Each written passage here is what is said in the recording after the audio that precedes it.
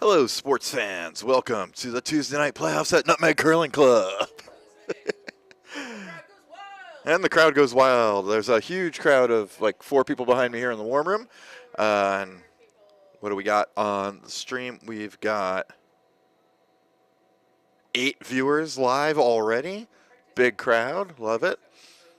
So we've got 2 quarterfinal games tonight. These are our 3 through 6 seeds on sheet B there in the middle of your screen. We have Team Maine, although Sean Maine could not make it tonight, so they have a couple subs on that team tonight, but that's Team Maine playing against Team Shoals. Team Shoals sneaking into the playoffs with a big win last week to capture the number 6 seed. So you'll see Team Maine there with the hammer to start the first end. On sheet C, we have the number 4 and 5 seeds. The 4 seed is Team Ness, Jake Ness there with the Red Rocks, and the number 5 seed, Team Holm, with Nate Holm skipping there. And throwing Yellow Rocks, Team Ness as the 4 seed has hammer to start this game. So we'll keep you up to date with the action all night long, well, for 2 hours anyway. Anyone watching out there from Nutmeg, or if you just enjoy watching our competitive league, next week will be the semifinals and the finals. The lower seed advancing tonight will play Team Simia, the number 1 seed for the season, in the first semifinal, and the second semifinal will feature whoever the higher advancing seed is against Team Bykowski.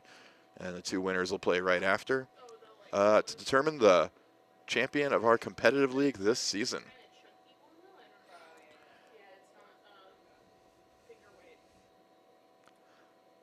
So let's give you a little better look down there at the other end. Take advantage of that HD aspect ratio. And both ends off to, well, let's say the end on B looks a little more interesting here. We've got Team Shoals trying to set up something in the middle and steal. Got a few guards out there.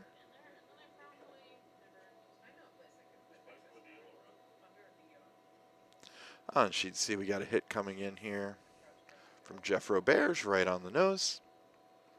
No problem.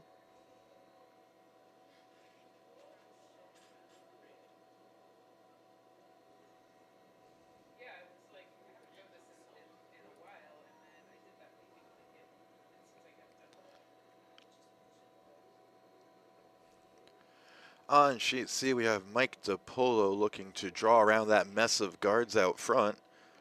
Yellow may have one biting there on the top 12. But in any case, they're trying to go around all that, and looks like the rock came up short. Gonna get pulled. Ooh, we had a missed hit on C, which opens the door for Team Ness to perhaps set up a bigger end if they want to play for 2. Ness going a little conservative here, looking to peel the center guard. Try to roll to a guard, still gives them a chance to build an end, but not taking any chances at all going around that center guard.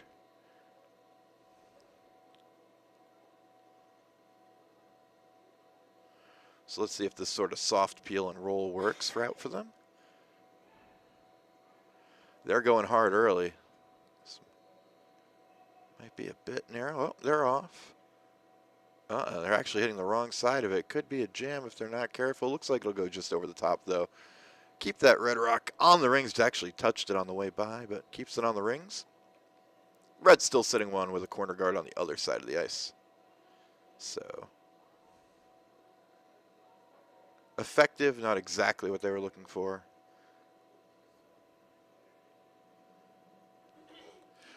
Mike DiPolo's second rock coming in on B. We are trying to bury something around there. There it is. Just gets a corner tucked under there. Definitely accessible to hit, but a nice placement nonetheless.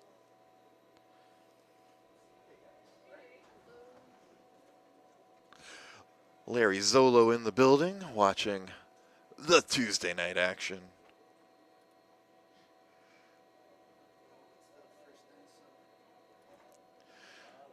Still in the first end.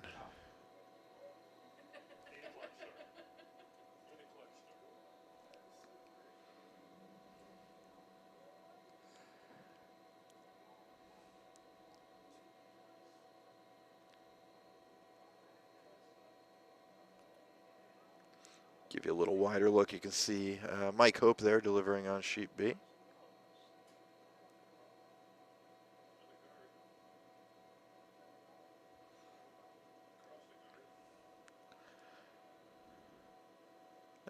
Tap in is red. Gonna sit second, maybe get behind a guard here on the corner. Not too bad, although I believe that rock is still accessible. Maybe not. They're gonna guard. Okay.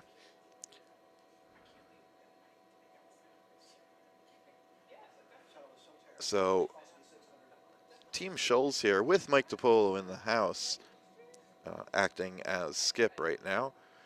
Looking to guard their counter there, which is biting the top four.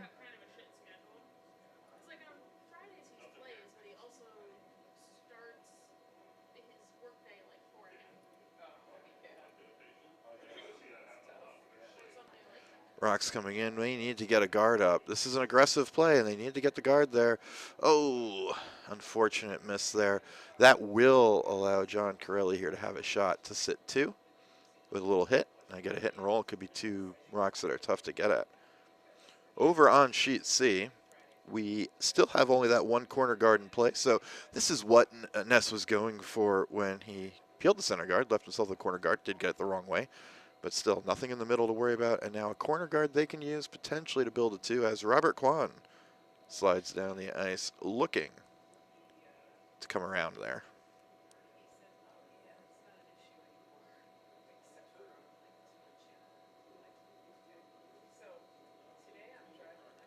And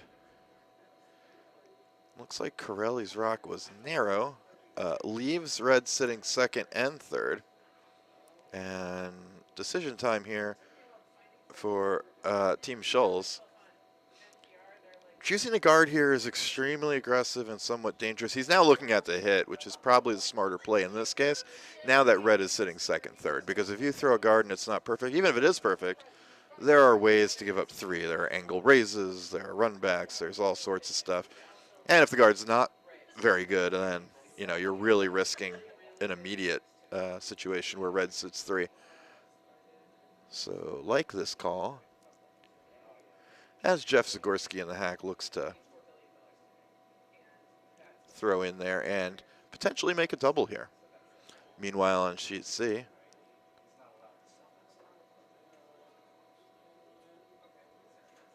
we have the wrong color rock thrown.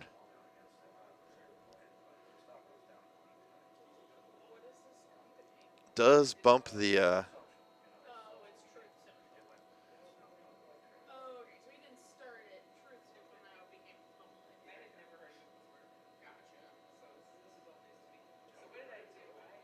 so they'll have to replace that rock on sheet C, where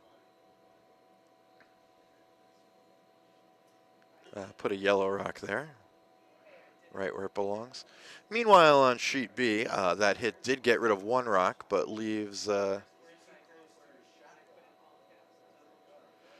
Team Maine with a chance to sit two here and maybe get a roll. Whoa. And yeah, pretty good roll. Neither rock a gimme to get to. Got two red rocks that are less than ideal, and Maine threatening to potentially put up a good solid end here in the first, though there's still two rocks for both sides.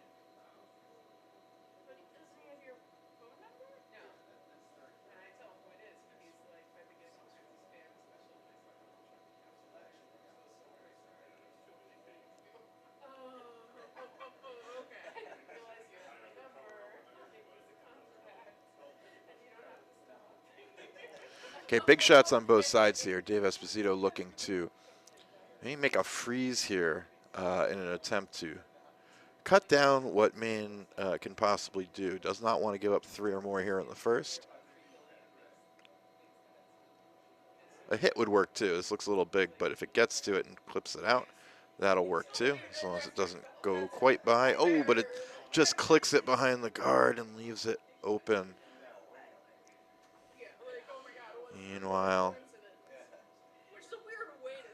Robert Kwan doesn't quite get the curl he was looking for, doesn't move that yellow rock, instead just hits his own red out, leaves a red there counting, but it is accessible for Nate Holm on his first skip rock to potentially get rid of it and or come down to it if that's what he's looking to do. And with that broom, it looks like that might be what he's looking to do here. Come down to it and play for a steal. So after what started to look like a very clean end on C, we now have a little action.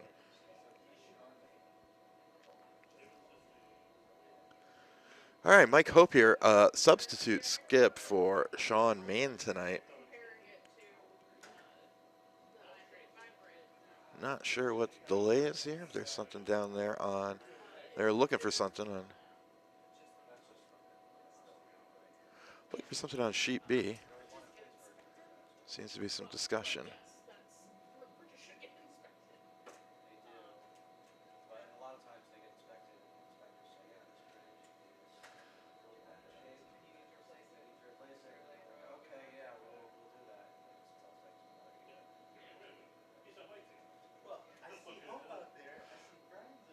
Nate Holm trying to come down to this red rock. Looks a little big, maybe getting over just enough to make contact, which would be helpful. Does that.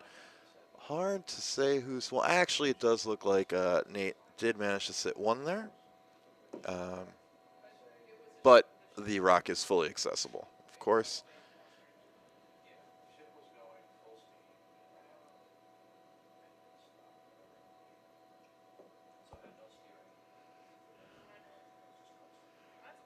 All right, John Gibbons makes a hit and roll to sit 3. Does leave a rock that Team Shoals here, and Dave Esposito throwing 4th rocks. Can bail out here with a freeze if he makes one here. Tough shot, but that's definitely the call in this case.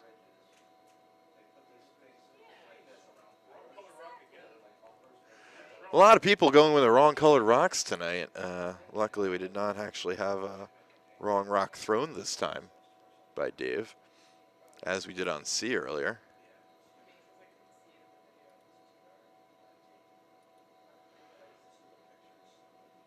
You can see Jake Ness taking off here, releasing the rock as he's trying to come down.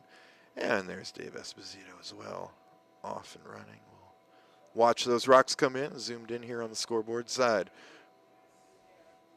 They're trying to push Jake's rock over, make sure they make contact, and they will. They're actually on the correct side of it. Jake will hit there and sit 2. Esposito's rock coming up short, unfortunately, which will give Team Maine a draw for 4 here to take a big lead after the first end if they can make this draw.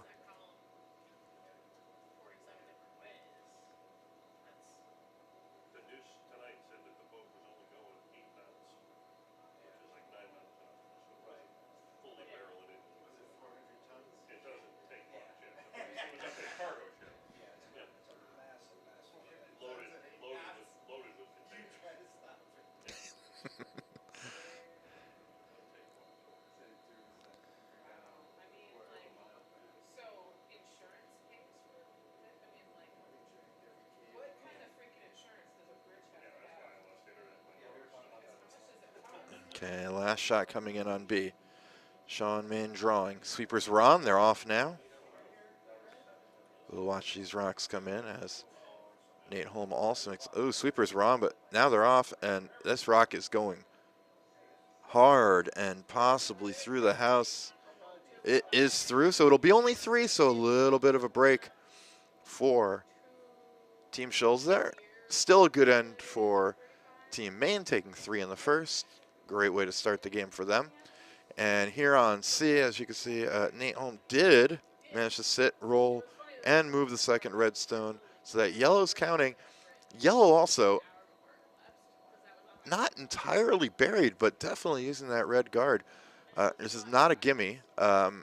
Jake Ness definitely has a shot for 2 here, coming off the center line. However, I would estimate he sees about a third of that rock. Maybe from the right-handed hack, he sees more like a half, actually, maybe more than half. Now that I'm kind of sliding over behind it, but not a gimme for sure. Got to get it by that guard. If you do, it's a shot for 2.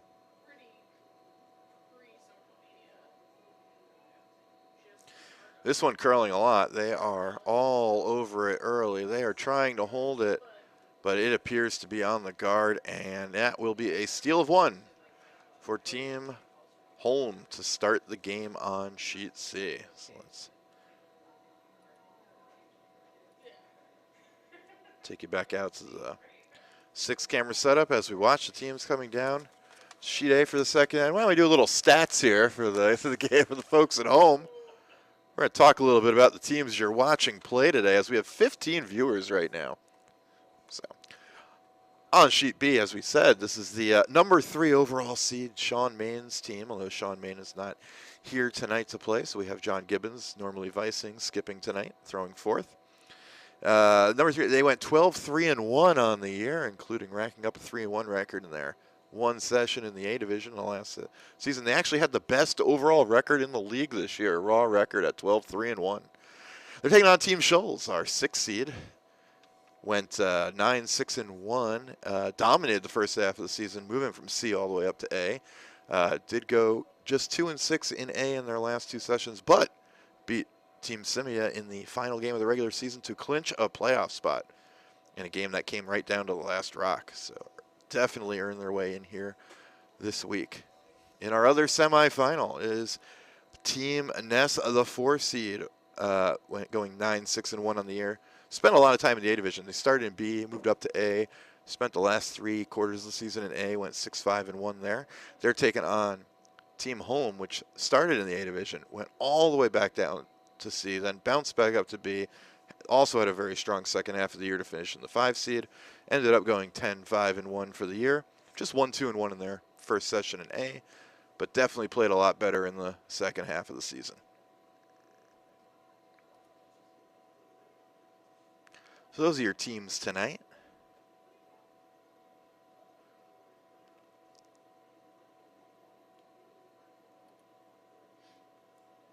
We'll show you those houses there.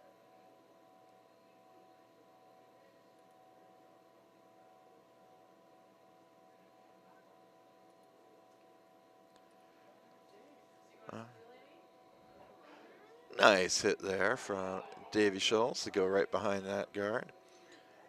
Nice shot. Does leave a very short run back for, but it's one that's got to be made. Very short run, or even a direct hit here on the yellow rock, but a nice roll. Yep, they're going for that little short run back, that petite run back there. All right, going to take a break from the commentary for a moment. We'll be back. Enjoy the game as I turn off the volume for a minute.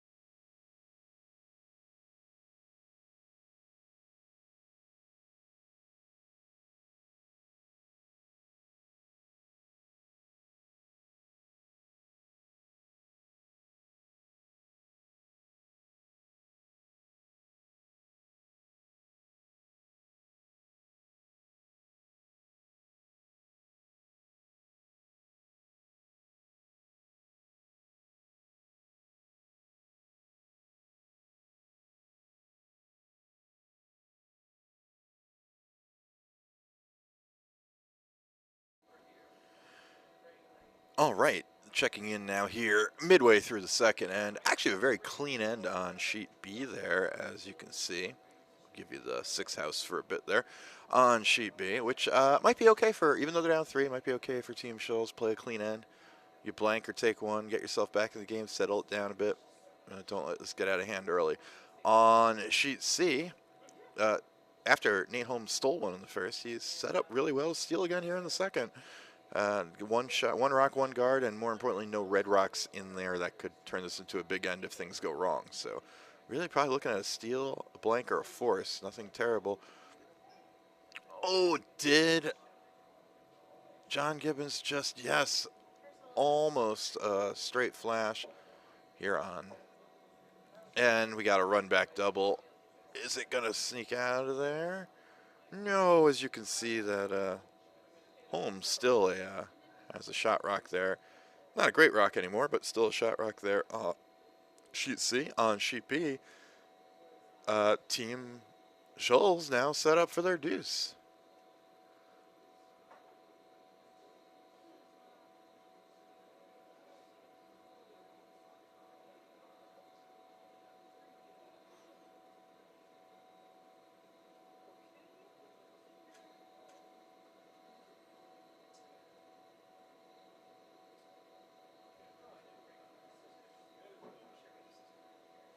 Just a bit short there, unfortunately.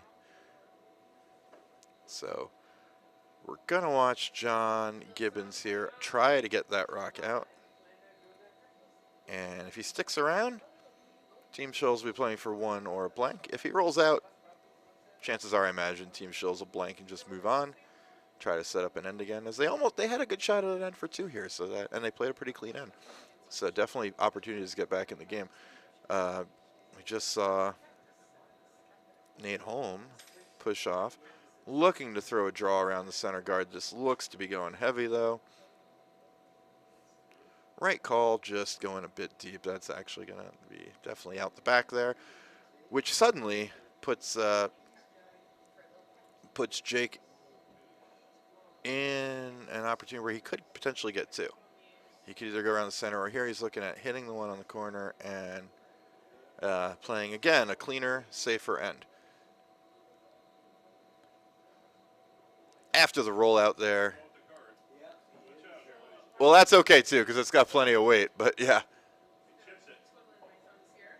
Well, they probably shouldn't have stopped that one and let it go, but it was going out. That's still, despite the bad placement of the shot for a blank, that was a blank on sheet B. Good end there from Team Shoals. 1 miss away from a 2 and a very safe blank.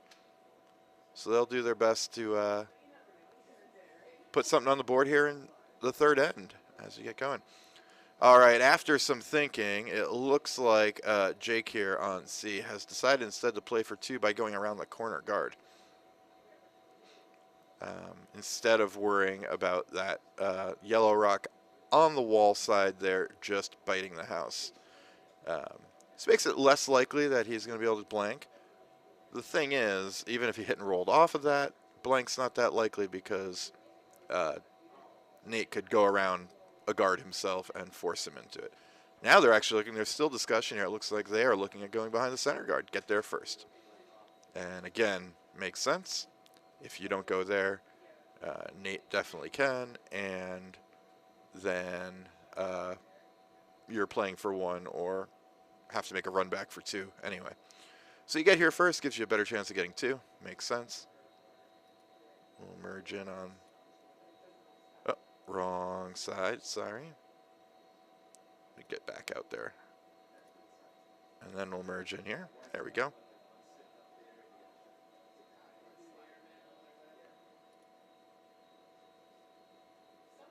It is the warm room side I wanted to give you. See, I'm getting messed up here. So while that's going back, it is largely behind the guard, pretty far behind behind the T line. Sorry, and counting. So Nate's gonna just draw down to it, or get top 4 on his own. Anything behind that, anything behind the center guard that outcounts that red is a force, most likely, and could even be a steal, of course. We'll go back to the.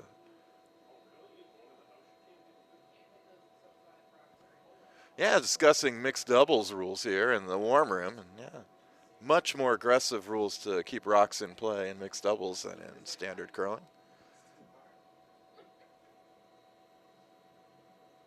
When is the mixed doubles final?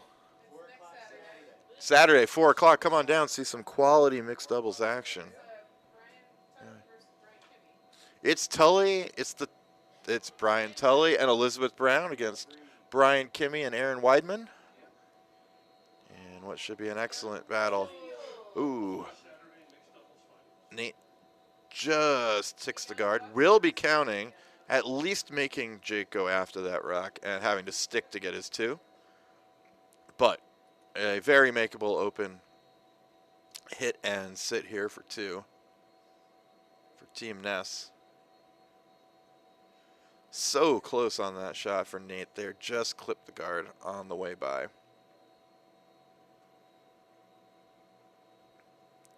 Right call and very close to making it. Just couldn't quite slip it through there. All right, so big shot here on C. This will determine whether or not Team Holm can take the lead, and he at least has to make contact, remove that yellow rock, get 1 here. Doesn't want to miss here. That would put him down by 2. And then we'll catch up on the action on sheet B after this shot.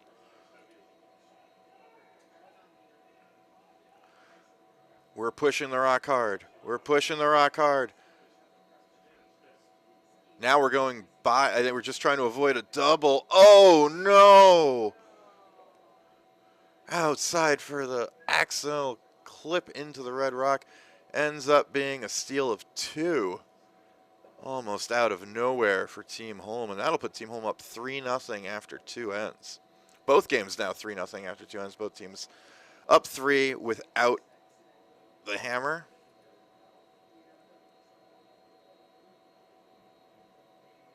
Got a little body checking on sheet C in the house. Things getting violent. I'm kidding.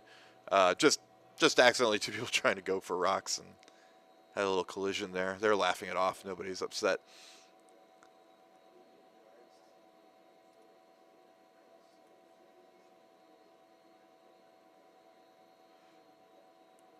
Third end here. Looks like Team Main sitting 2.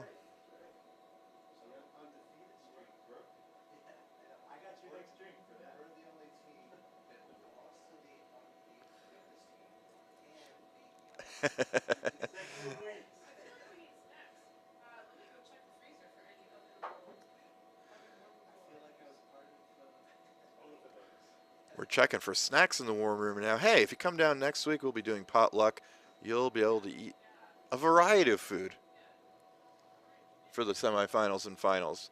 Thank you to all our viewers. We got 17 people watching. Feel free to check in on chat if you want to let me know that you're watching. All right. We said we have. I know we have some family members out there, of course. Always checking in on people, seeing how these games are going.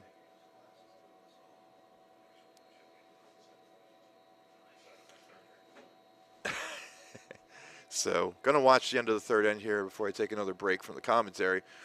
Here on B, at least, we're gonna watch the end of the third. You can see that Team Main sitting 2. No guards out there. Not exactly a steel setup, but certainly a decent force setup because there's no double on those 2 reds. Going to be difficult for yellow to sit in a way that gets 2. So Mike DiPolo here trying to make a hit on one of the reds, and it looks like it's going by. Oh, all right, red's still sitting 2.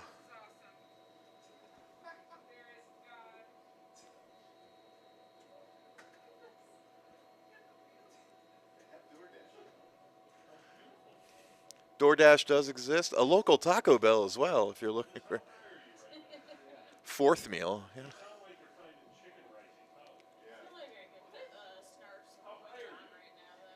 Somewhat. Oh, Wingstop. Yeah, we have a Wingstop. We got a Duchess. Lots of great late night food options near Nutmeg Curling Club if you ever stop by for one of our great bond spiels. Hey, yeah. If you're willing to go like, if you're willing to go 15 minutes or so, you got a ton of fine dining options in the area too. But that's really not what we're looking for at the moment. Probably not. No, I turned down so the headphones when I first turned on were like super high. Like I was hearing myself and everyone in my ears, but we're good now. Nice draw there for Team Ness to put some pressure on Holm on sheet C here, which they need to do down 3. Obviously Ness sitting second shot, but makes a threat of scoring more than 1 here, so that's important.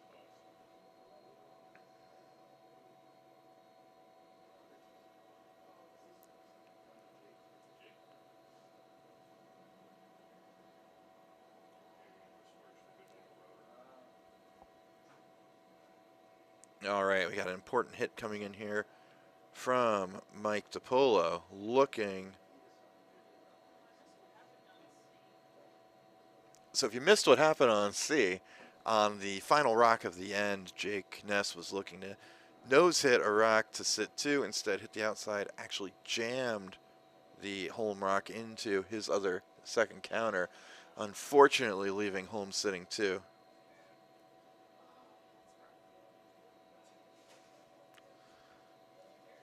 And leading to that steal of 2.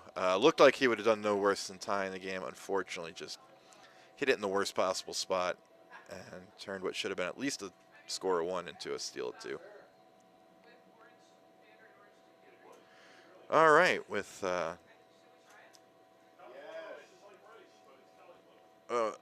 Corelli's rock being swept hard, but it slips through, and this end on B could just flip in an instant here with yellow if they make this hit. I'm not sure if they'd be sitting 2 or 3. Who's third rock right now? Okay, that yellow rock is 4th in the back. Yeah. Right now they're 1 and 4. Is that okay? So yeah. If they hit, they'll be sitting only 2. But 2 very widely separated with a good chance of getting a multiple here and getting right back in this game if they can make this hit. Yeah, I wasn't sure if the second red was better or not on our view here.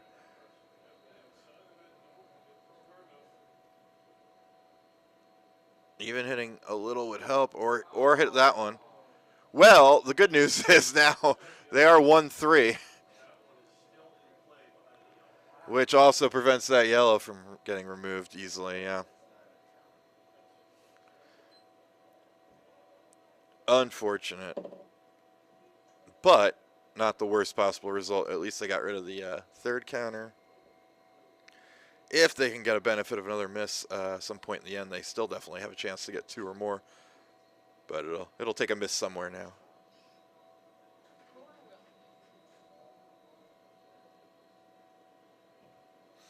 John Corelli throwing here. John looking to just hit this yellow and stick around. Probably wants to hit it just a little bit inside of nose. Even on nose would kind of work, but no, just gonna. Perfect then. All right, hit it. Roll away. We've got red sitting to split on both sides of the 8-foot. This is a excellent force position, but if Team Schultz keeps making their hits, there will be a lot of pressure on Team Maine to actually make their shots because they'll be threatening to score 3 at any time on a miss if they keep making their hits here. Well, you know. So we're going to assume everyone makes their shots here in this booth. Yeah.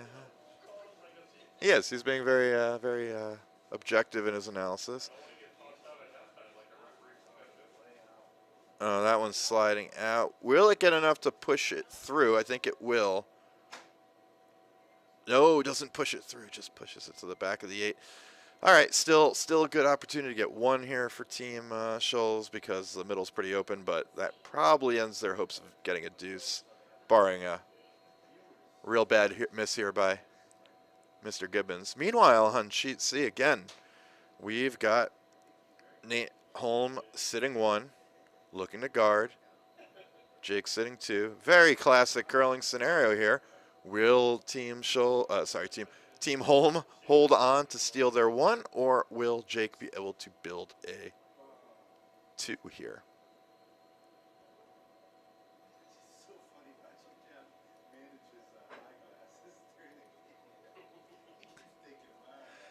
He does. That's a new thing for Mr. Gibbons this year, working with the glasses to improve his vision down the ice. It is. Seeing important. Breaking news on curling. Seeing is important. Although not entirely. There is a blind curling championship. Yeah. I believe these people are usually legally blind, not quite completely blind. They use lasers and stuff to get a better idea of the line. Yeah.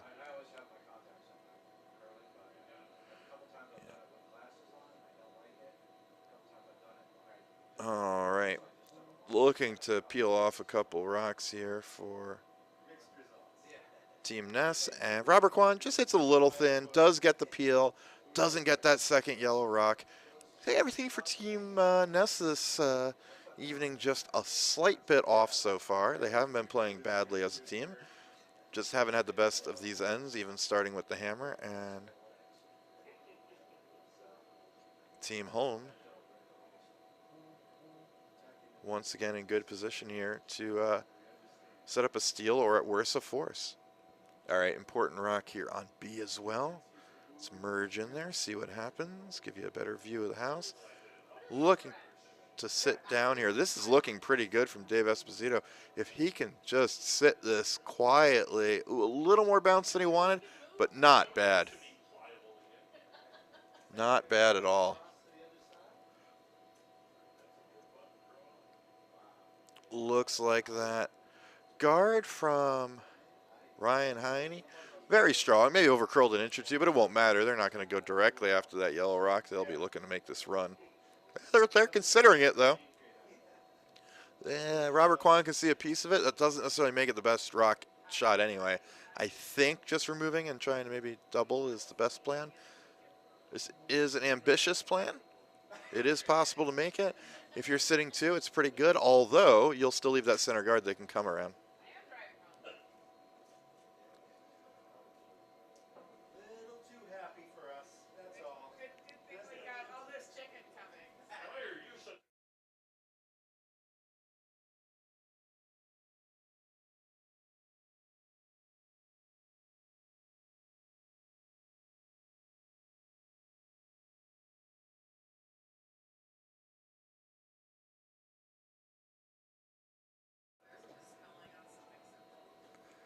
All right, rock's coming in. Robert by, and will move it enough to sit 1. He is rolling out. Is going to sit 1 there behind the corner, so a successful shot, if not exactly what they were looking for, 100%.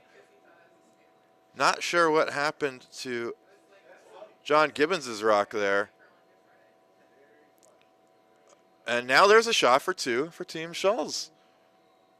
Just to draw in there, or he can even use the backing there on the other side. But he's going to go the same way he's been throwing. Just throw that same draw he just threw. There is maybe a triple for 3. You might just crash it, the third red. Even if that's there, I think you're crashing that third red into your yellow in the back. I also don't really think it's there. But let's watch our throwers on both sheets get ready to throw. Dave Esposito looking for a big draw for 2 here to tie the game.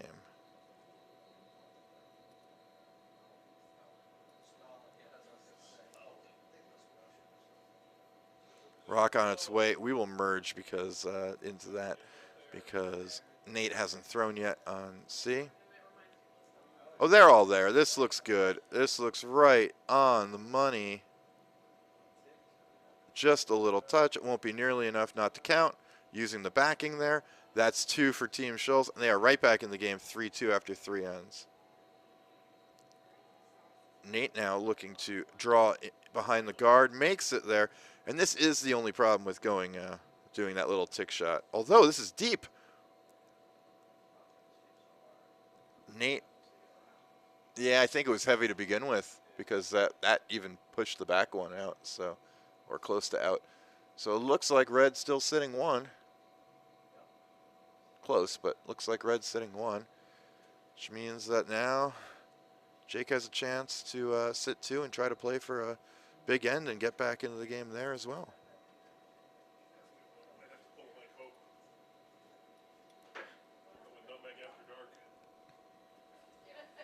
Looks like we might be going to mood lighting here in the warm room. You may see that in the background if I zoom in on the, but I am not on the warm room side right now, so you won't be able to tell. You'll see it the next time we zoom in on the close sheets here. I'll give you guys a quick look here. You'll now see the nice dark background there on your, as Team Schulz looks to put up a guard with their first rock down 3-2 after 3 ends.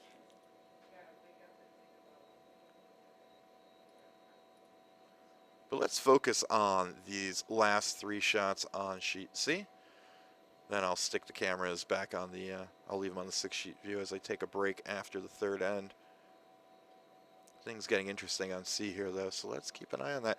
Jake Ness preparing to throw a draw here to sit 2. And if he sits 2 here, he'll have a realistic shot at 3.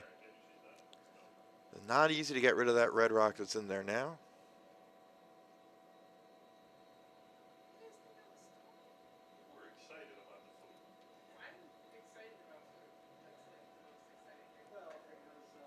Trying to bury this with a little directional sweeping. They may just need to get off it and let it sit in front of that yellow. Will it sit in front of the yellow? It will. It'll be like corner to that yellow. Does not leave anything guaranteed or super easy for Nate here. But Nate will come down, try to outcount it. Probably can't play a hit.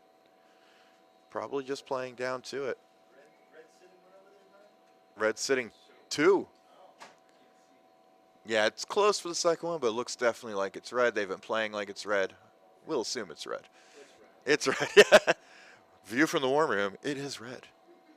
No one's even taking a second look out there either, which is a good hint. Yeah.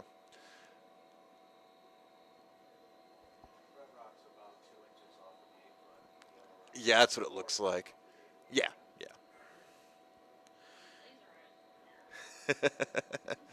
All right, final shot for Nate. Homecoming here in the 3rd end. Needs something good to prevent Team Ness from having a pretty makeable shot for 3 to get right back in this game. Sweepers are on it hard.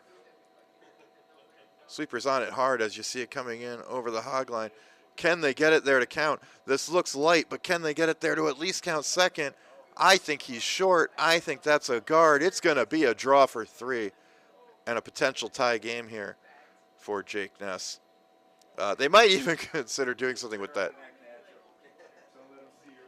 There might be something there to put 4 rocks on the rings using that corner guard if you're looking at that. But with that yellow rock in the back, there's no way to outcount that twice. So, of course, they're just going to draw here. Nice little draw there on sheet B. Sticks a rock behind a guard there, but it is behind the T line, which means Mike DiPolo can come down to it and try to set up a steal for Team Schulz. But our big shot here, looking to tie the game, it's Jake Ness just drawing. Doesn't have to be perfect, just has to be biting the 8-foot. They're going hard on this. We're going to watch this as this comes in. They're going hard. It's not going to be, it's a weight issue because if it, is he light as well? He is. It's just going to be a score of 2 for Team Ness, but does get them back in the game. 3-2 after 3 ends. We got 2 good games here going, folks, if you're watching at home. Stay tuned. I'm going to put you on the 6-house view so you can see everything going on. And we'll be back in a bit with more commentary. Both games 3-2 after 3 ends.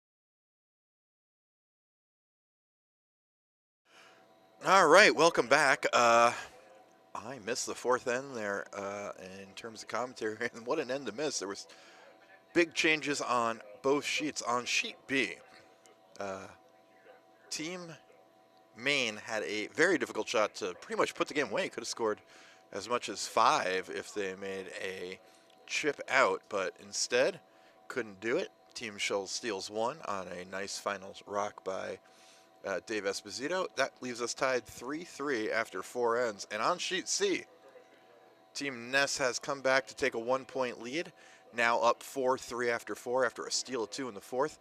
And as we look at these games, both teams that are coming back from early deficits are in good position to steal yet again. Team Ness sitting 2 right down the center of the sheet here on C, whereas Team Shoals sitting 1 on B here,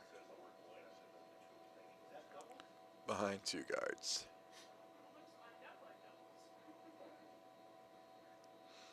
And on sheet B, we had a peel attempt that just left another guard out there for that Team Shoals will use.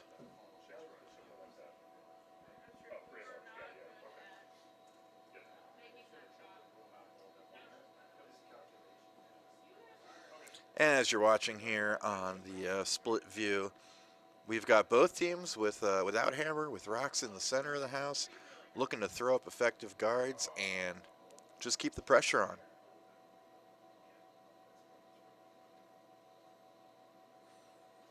Looks a little big on sheet B here. Could come down to sit 2, but it is big. It may just be going straight through the house.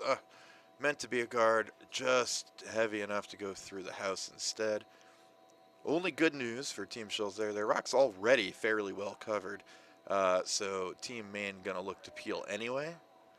I had a chance to kind of put the clamps down on that rock. Meanwhile, Team Ness threw up another great center guard. Still looking to, Nate's still looking to just find a way to peel out of trouble here. Looking at a few different options, but definitely wants to peel.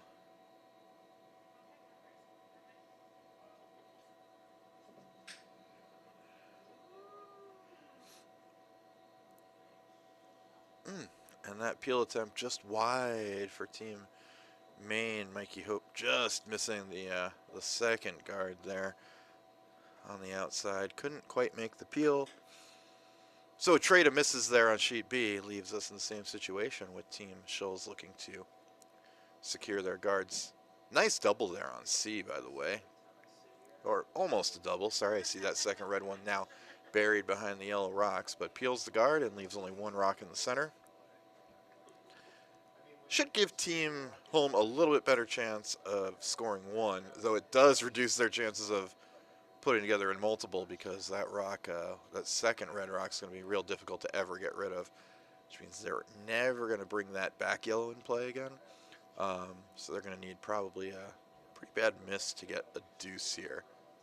Plenty of time to get rid of that red on the top of the 4, top button, and score 1, however, as Robert Kwan looking to throw a guard here on these rocks, on the rock on the top of the button there. Actually going a little deeper than he wanted to, but they're looking to get the curl on it, importantly, and it will be a guard. Guard in the top 8, though, which leaves a fairly makeable double here for Team Home. On sheet B, Team Maine still looking to peel their way out of trouble here with 2 guards lined up to a double as possible for sure. You might even spin the red off the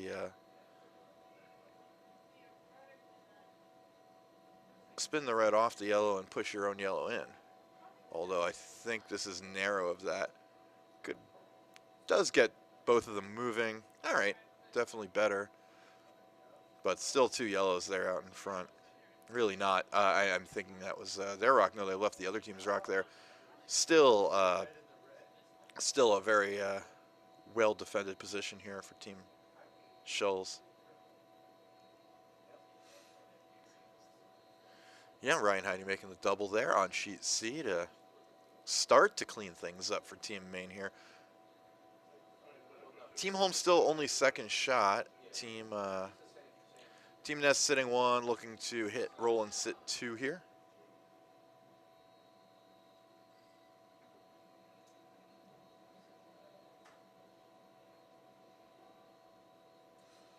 Right in front of me, curling right to left. This is a hit from Robert Kwan. Hitting and going to roll to the wing. Might make the, actually dead stuck it, leaving. Still leaves yellow sitting second. That red rock back there still not accessible, so it doesn't matter too much. Right now it looks like interesting that Nate is considering maybe moving these guards to gain access to that red rock. I'd be more interested in perhaps trying to just draw straight around and set up your deuce that way.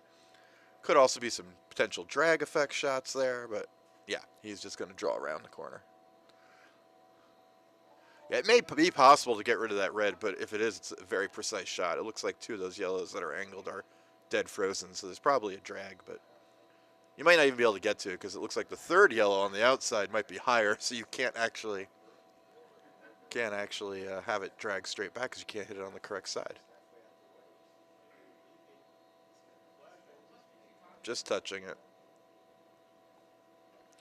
Just touches to remove a guard there on B. John Curley does his job, gets rid of the guard, but did it pretty thin there. They might have been looking to get more of a keep their rock around, roll it on the rings, or guard there, one in the corner. Because at some point now, with the game tied and no longer desperate for points, if Shoals gets a position where they're pretty comfortable with their rock, even if it's on their last rock, they could decide to just hit that red, make sure they can't give up 2, and threaten to steal 2. But they'll save that for last because their rock is in pretty good shape here. Ryan Heide comes up a little short on that one, leaves a center guard. It is fairly tight in their rock, so if Jake gets around here, Nate will have the opportunity to run his back, but not where they wanted to leave the shot. Gives Jake a potential opportunity for a come around to sit 1.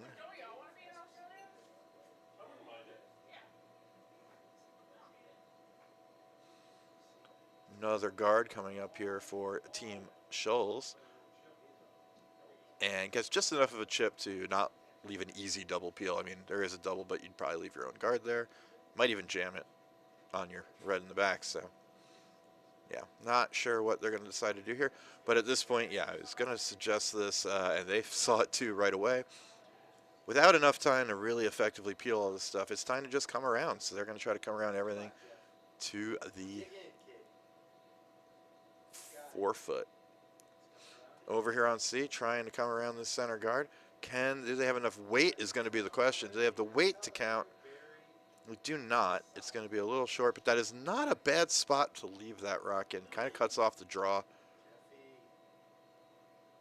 Cuts off the draw for Team Holm here.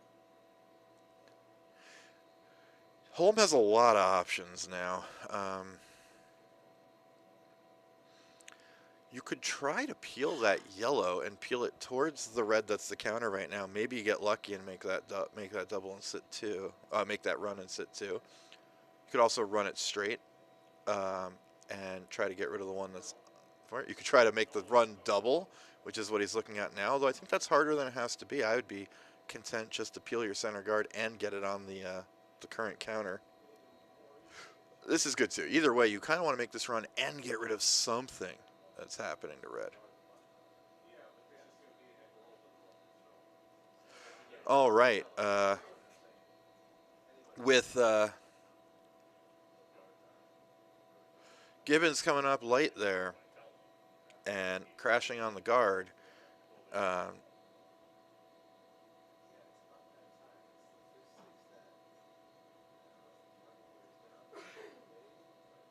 Team Shoals looking at how they can put the most pressure on the opponent here. Sitting 1 they're not going to be able to get rid of.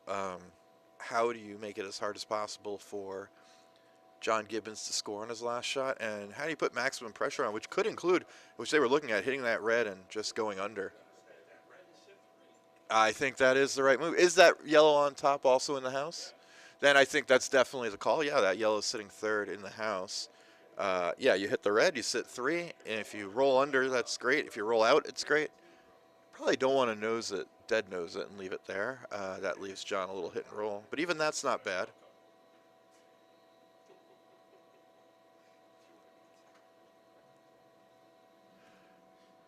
Which is the best kind of correct. Nate's looking for some time to hit here. Oh, he's just going to just touch his, unfortunately. Although, crash. Oh, no, they needed to get either by or less of there. I think he was originally trying to play the angle in and get their reds so they would sit 2, but it didn't curl up quite enough. That's why they were pushing it. They didn't really consider the plan B of just going by and hitting the red in the house, it looks like.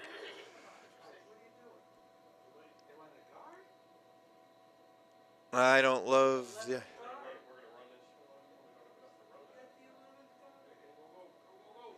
It's fine. It doesn't matter if it counts now because it's your last rock. Yeah,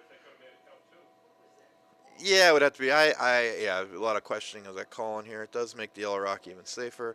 Red still playing for only 1, but could have put more pressure on by hitting that red and sitting 3. Could have put the game away there maybe with if you not put the game away, but really taking control if you hit and roll and potentially steal 2 or more there. Still here, excellent chance to steal 1. And if Team Maine here and John Gibbons considering coming in off their red, dangerous there, you could easily give up 2 if you wick it out. So instead they'll play the draw, which it looks like the safer shot, of course. Giving up 1 here, not a disaster at all. You don't want to give up steal of 2 out of nowhere. You've already seen that once tonight, although Team Ness has recovered great from that, taking the lead after. Been all Team Ness since that shot. 4 straight points and in good position to steal here again.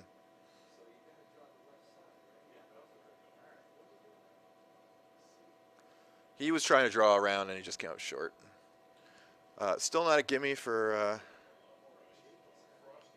So that didn't really change things on sheet C. Nate here is going to try to draw for 1 to tie the game.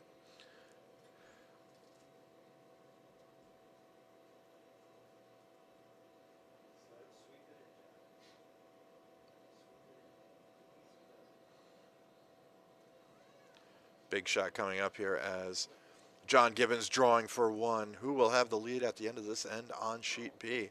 Sweepers are on it. You'll see it come into your screen in just a second as we're covering the hog line, and it appears we are on the guard, and we're light and on the guard. That is a steal for Team Shoals, and the 6th seed takes a 4-3 lead after 5, looking to pull the upset here after giving up 3 in the first. It's been all Team Shoals for the last 3-4 ends.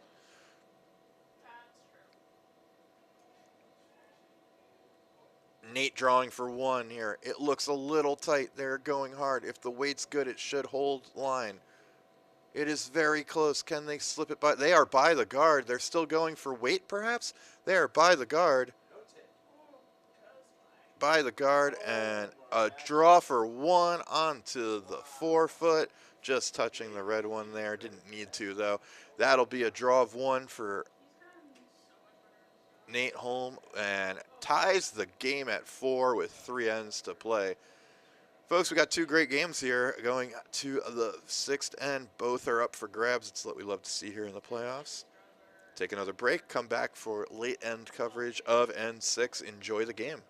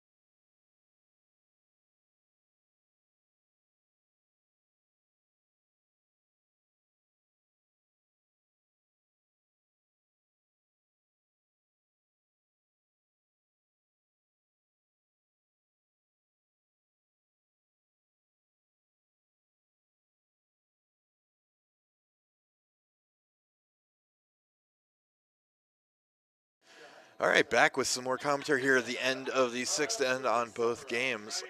Jake Ness just made an excellent shot there on seat, sit one, undercover, on the forefoot, forcing Nate Holm to basically play defense here without the hammer. Try to put something where it's going to be very difficult for him to get his deuce. Throw up a guard, make the draw harder. This one's going to over curl a bit, so probably not too effective. Although, you know, probably not too effective because if you're going to hit that guard, you're probably coming into the yellow anyway. So moderately difficult draw here for Jake Ness for two. Over there on, let's take a look at the house on B, because this is a critical spot here. Team Schulz is up one here in the sixth end. They're looking at what rock they want to run in here, because while red is sitting three, all three reds guarded, if they can kick something into the house, all those guards will now be to their benefit.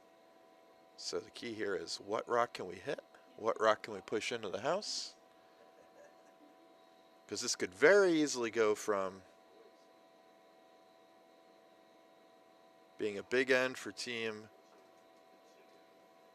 Yeah, talking about my broadcast voice over here in the warm room, people love it. We know people love it. Everyone out there probably is at least non-offended by it. I'm not saying people love it. I'm saying here's a draw coming in for Jake Ness as they continue to discuss the shot on sheet B. Looking for the draw. Looks pretty good. They could probably let it go, but that's a draw for two. Jake Ness hits the button, draws for two, takes a 2-point lead with 2 ends to play. Nate Holm will have hammer in the seventh. Down 2.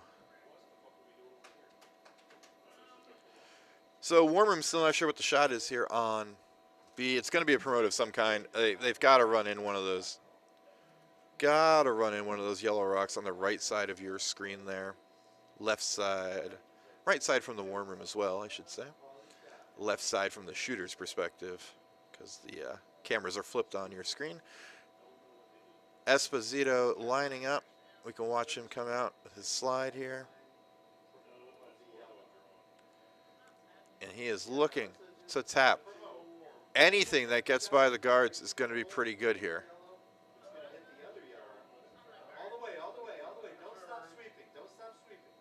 Here it comes. This looks beautiful. If it'll just get there, it needs some. Oh, it just did not have enough weight. So close to being a beautiful shot there. Almost took advantage of a red rock guard that was too high. Yeah.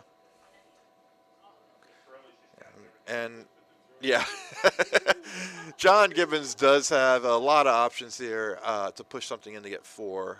He does have to be full, just about full 8 foot. Not a gimme, but no, they can pretty much try whatever they want without any much risk of hurting anything.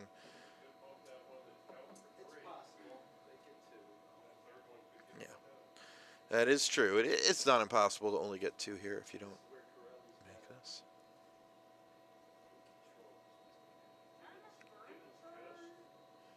Maybe they're playing the center one, the yellow-red tap. I'm not sure. Yeah.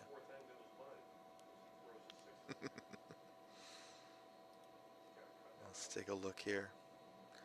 As John Gibbons gets ready to throw a big rock here, whether they get a 2 or 3 point lead based on this rock. Good throw by Esposito on that last one, just a couple feet short on the weight. Throw a couple feet more weight, you're probably cutting them to 1.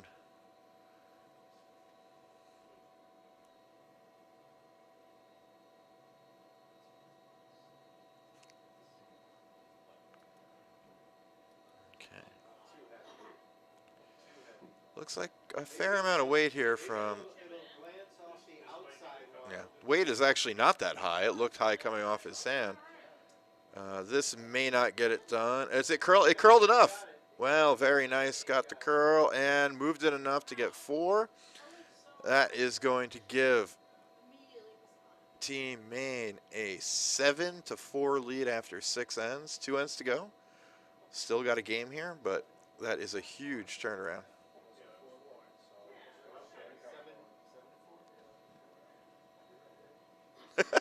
Thank you for the confirmation of the score from the Warm Room.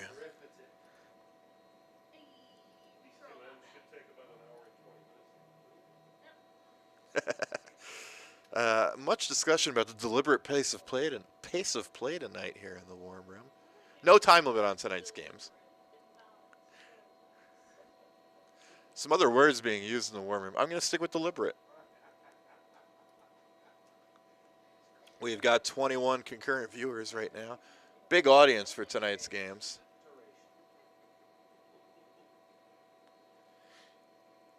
And why don't I leave you guys on the faraway cameras for a bit? We'll come back for the end of the 7th end, and then if one or both games go to the 8th, we'll stick through for that too. I expect we'll probably have 8th ends here, so enjoy the games.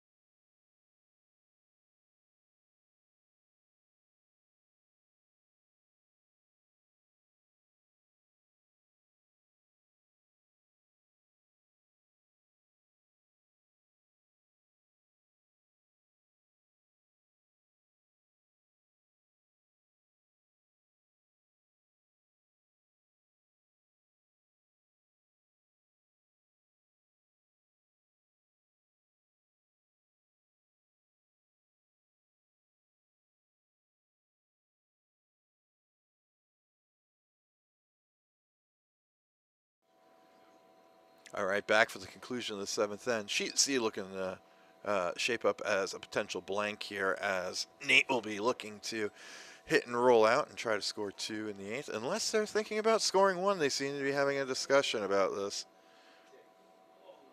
Just off the guard on B. Will it hang? No, it's got too much weight to hang there. Would have been a useful shot if it was sitting second, but it does peel the guard, which is better than nothing. But with no rocks in play for Team Shoals, chances are they're going to be playing for 1, maybe 2 if they can really set something up here, and they'll still be trailing going to the 8th. And really need to score to stay in the game, of course, there on B. Here on C, it does appear that Nate is going to play for the blank, although they're brooming it really tight. My guess is that they want taking 1 as a backup. They do not want to risk flashing, so they're playing it really tight, which makes me think they will probably score 1, because usually when you try to play it that tight. Oh, this looks pretty good. Line's close. They got to go for the blank, though. Got to go for the blank. Looks like they got it. Oh, no, it's tightening up. It might hang on there, trying to get it out. They do. Very nice shot. And home blanking 7. Retains the hammer down 2. He'll be coming home down 2 with hammer in 8. Let's stick with the end of the 7th end here on B, though. See what happens here.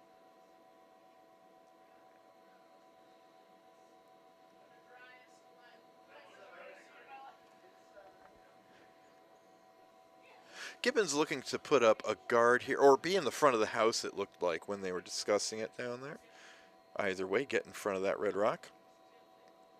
Make it difficult for Team Shoals to score 2. If you're going to throw right in front of the other one, I would actually want it out of the house. If you put it in the house in front of that one, you do leave a potential for a double that rolls behind the guards. Gives Team Shoals a chance to build a 2 again. But we'll see where this ends up. Does look like they're coming in, or trying to at least. If it comes up short, it might be even better. And it looks like they are just letting it die, and yeah, so they got their guard. There is a tiny bit of that rock visible on the right side of your screen, right side as we view it here as well. And if you can come down low, wait, and get there, you may hit it and roll behind the guards. So looks like that's going to be the shot. I'd be playing it at, yeah, they're taking a good amount of broom there. Play it down, wait, see if you can get a roll behind those guards. Potentially set up your deuce. We'll take a quick look at the 6th shot view to show that Team Nest did put 1 in the house to start the end, up 2 here in the 8th. Team Home looking real hard for a guard here. They need a guard to try to set up their deuce, and potentially even set up a 3 to try to win the game. Looks like that's a little big from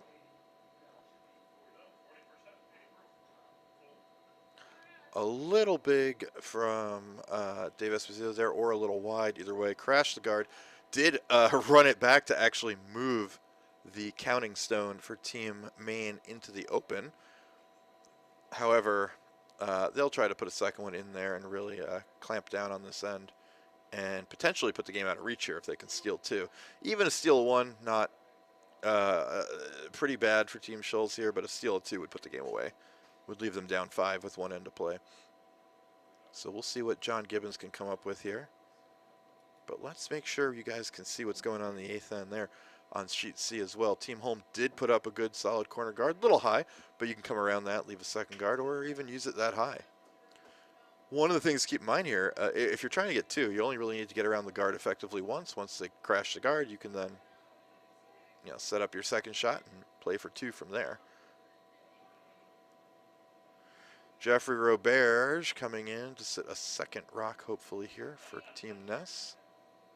Little tap here to improve their rock. Putting one biting the forefoot, another one on the center line. Very good. And now Nate has a decision to make. If you were watching this at a professional level, they'd throw a second corner guard. He may opt at the club level instead to hit and roll behind the guard. But no, he's going for the draw. It's a long hit and roll around a high guard. Chances are you're Not going to get a rock you can keep if you do that. If you make the double, your chances for 2 are still decent because you'd have the guard. If you just make this hit and roll out, or you hit 1 and leave 1 open, they're just going to hit back and sit 2 again. And that's not a recipe for success. So he's going to try to draw behind that guard, sit second shot, and deal with the center a little bit later. He's got, between him and his second and his vice, 3 people who can hit. He's going to look to get out of trouble in the last end. Sorry, get out of trouble later in the end. Sorry, distracted by what's going on B, which we will look at because that shot's important. This draw looks pretty good here. Steve Dulski putting in a decent draw. They probably want to bury. It's going to be a little open, but not bad. Not bad at all. A rock that's definitely gettable, but, there could be some challenge level. Yep. Jake looking down weight. So big shot here on B. Dave Esposito's got to score 1 here. There's no way to score 2. There's no realistic way to blank. What you got to do is hit that red and stick around, or draw down to the red if you want. This should probably be Dave's shot to call. We all know what the goal is here, is to sit 1. Whatever shot Dave's most comfortable with, thinks he'll make most of the time, is the shot. Looks like they're going with the draw, which makes perfect sense. One option would play the draw like 3 inches tighter than you normally would. And by the way, here on C, we're going to get the hit and the roll back to the 4 foot. So Nate's got work to do now here on C in the 8th end. With red sitting 3, he does have a corner guard to work with. He has a rock behind the T line to work with. He's looking at potentially a freeze, but let's focus on the shot on B. This is a critical shot. Dave Esposito must make this shot to have a chance in this game. Sweepers are off it. Maybe it's a bit big. No, now they're on it. As we bring it in here. Whoa, they've got to let that die. Whoa. He's got it. This is going to be a shot for 1. The game is still on here as Dave Esposito makes a clutch draw for 1. Keeps them within 2, going to 8.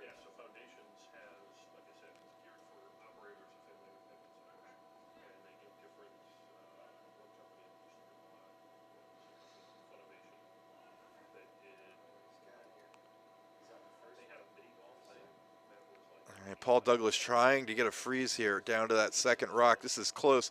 Even if he puts something in front here, but on the ring sitting. That's an excellent shot. Beautiful shot by Paul Douglas. He is sitting 3rd, but that yellow rock's going to be extremely difficult to get rid of. Sets up a potential deuce later in the end. That's a usable rock for sure.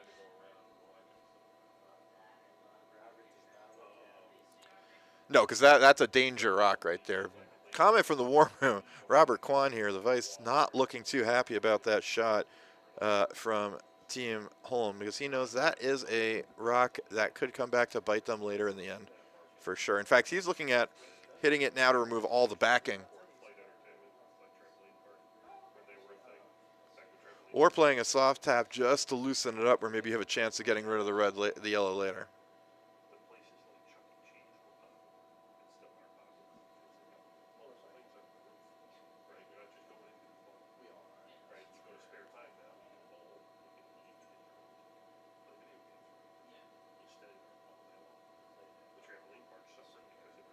On sheet B, see that first guard come in.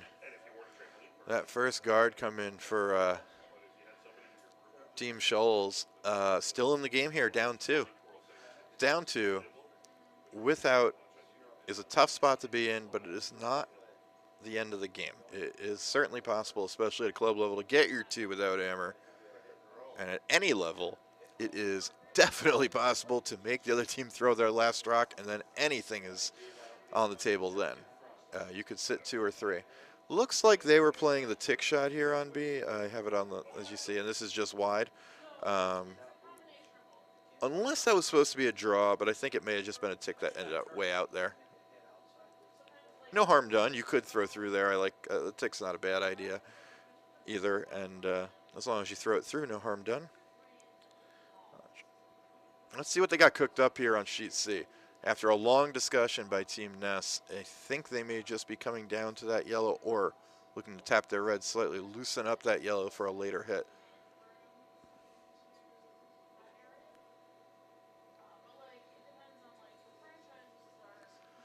Dave Schulz throwing a rock here. I imagine they're throwing a second guard, given that they're down 2. You really want 2 guards? A little tap to separate the guards would be nice. Let's look in here. You don't want to leave them too close together where they can be doubled pretty easily. That is a very good. Do not put it in the house. That's an excellent, excellent shot. Keeps a couple feet of separation. All right, and the shot on C comes down to biting the top 12. Leaves a little separation there. And Team Home may be looking at the possibility of running that red into the yellow, getting rid of the back reds, or throwing it even without that much weight, leaving those reds in the back, but making their yellow the counter so they're on path to get their deuce. Don't have to make a move this early in the end, but certainly possible to. Certainly not a horrible time to think about it on the 5th rock of the end, down by 2. Okay, Team Maine going to the strategy of drawing behind those center guards. Now puts up a pretty good rock. Sitting top 8. Leaves a lot of work for Team Schulz to do if they want to get their deuce. Probably don't want to hit. What you'd probably like to do is either try coming around everything or pushing that red back to like the back 4, back 8 area where you leave some catchers for you. You need to score 2 here. Straight hits aren't going to do it. Taps work though. You do want those red rocks in the back. What you really don't want here is to hit and roll out, and then they may just peel your guards, and that can quickly end your chances of a steal of 2. Let's see what Team Home can do here. As we see Paul Douglas throw his rock. Sweepers are off. Sweepers are now on. Looks pretty close. Let's watch it come in here. Just removing and then leaving. Did not get a roll on that second yellow. Just having that second yellow in there is potentially something. They still got 3 rocks left, but unfortunately went to 5th rock, which is a bit of a problem there. Don't want that to be 5th.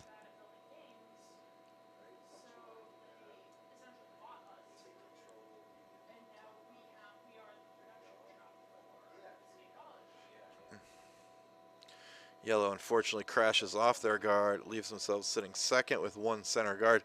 Red on B has a few options here as they think about it.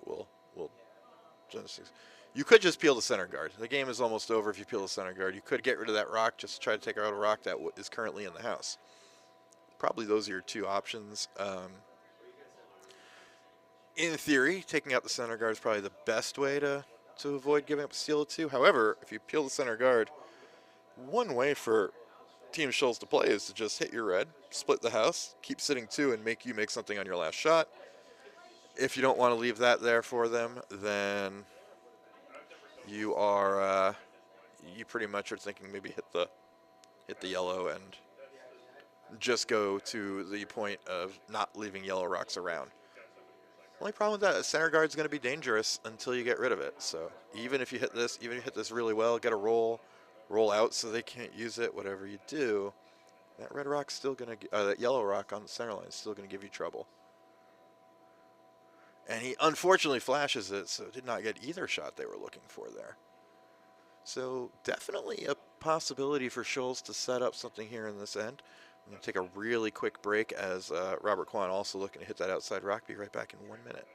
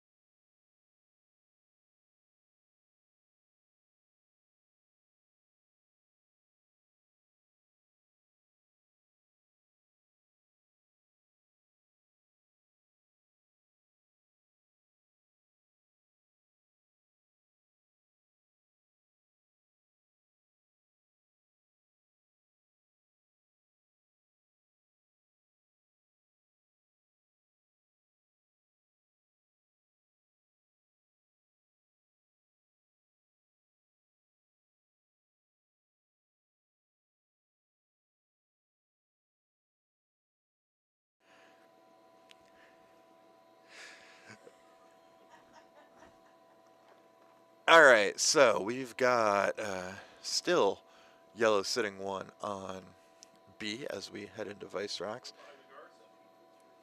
1 behind tight guard. Yeah, you're going to draw right around those center guards if you're yellow on sheet B.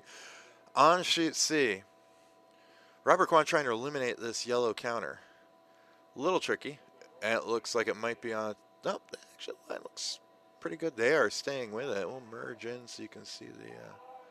They're going hard. Will they get it by the guard? No, they're on the top guard. Now yellow sitting 1.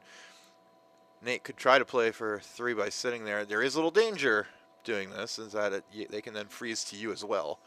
But it does give you a chance to get 3 and makes them make a high difficulty shot if you can sit there.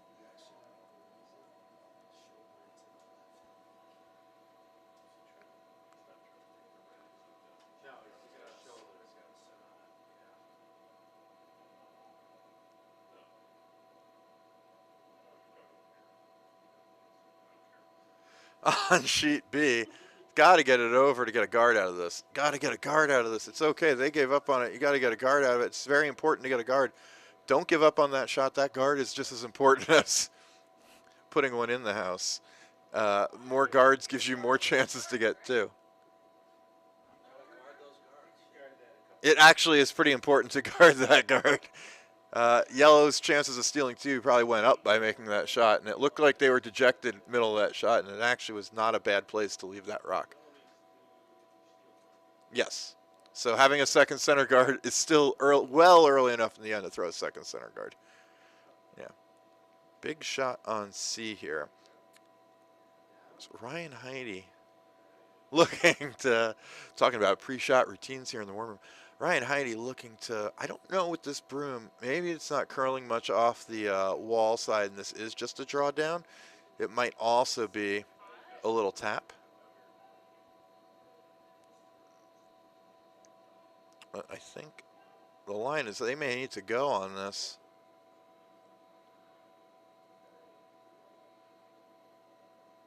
Here comes both shots coming in. Beauty by Ryan Heidi is gonna make it. Yeah, Jake is gonna play, which makes sense here, the safer shot. You're playing this way knowing you're giving them a chance for 2 by doing this, but you're taking 3 out of the equation by hitting, hopefully. Yeah. If you give up 2 and you take the hammer into the 9th, not a big deal. But a big shot from Jeff here. Got a rock coming in on B2. We want to come around those guards for the yellow team here.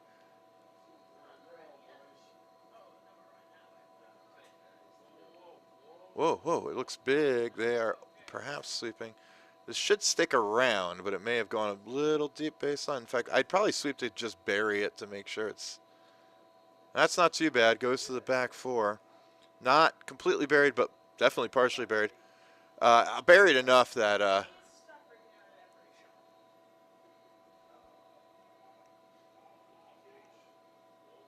All right, we're pushing on.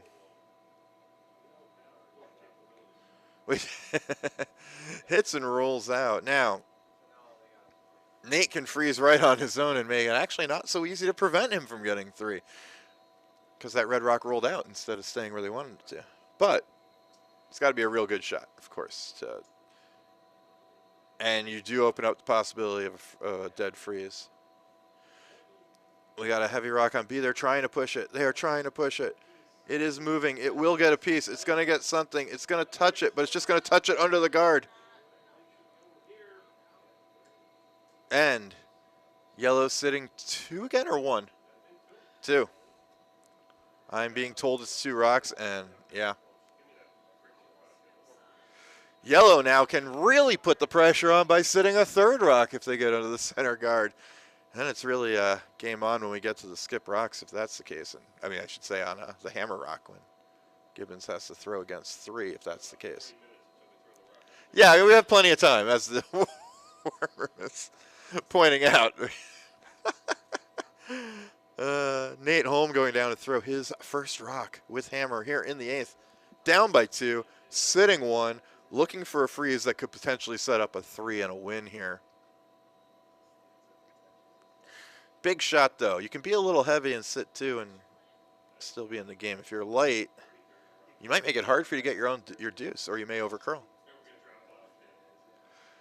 A lot of discussion on sheet B, but the shot is to come around. No, you don't want to leave it up there. You want to come behind. Just come down to your not down to your last one, of course, because they moved it, but get buried or partially buried at least. Yeah. All right, big shot here for Nate. Oh, the sweepers are on it right away. They think this is light. This looks light. They're going hard. It's not curling yet. It may have the weight. It looks real good. They are trying to get it down to on the nose of their last one. Is it just light? Is it there? They're there to sit 2, and that leaves that leaves a real tough shot for Jake Ness there. Now, you can get rid of that top one. The safe play here, hit the inside of that yellow on top. Let it fly away. Even if it jams, you're not where you give up your 2. But you can't know if you nose it. Well, you knows that it's not an easy 3, but it's 3s in the game for sure. If you nose it, you're probably 3rd shot. No, you hit this side of the yellow. Even if you hit half a rock, the yellow is gone. You don't have to hit it that thin. Like, there's enough space.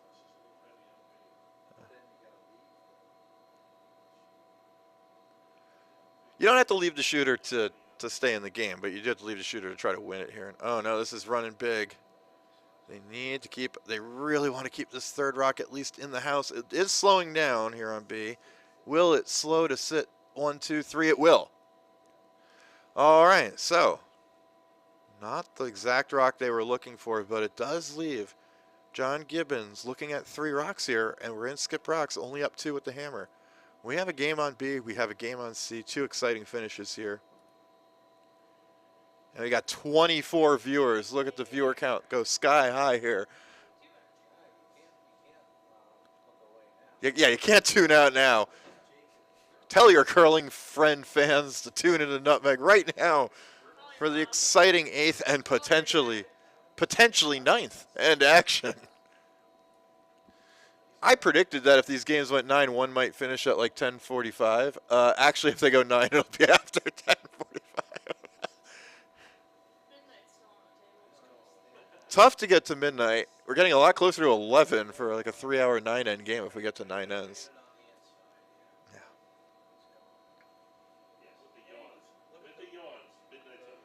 All right, 2 big shots coming. We will show you the deliveries.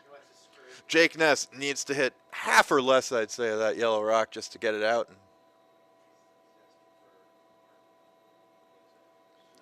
Meanwhile, John Gibbons trying to make a draw here to sit 1st or 2nd.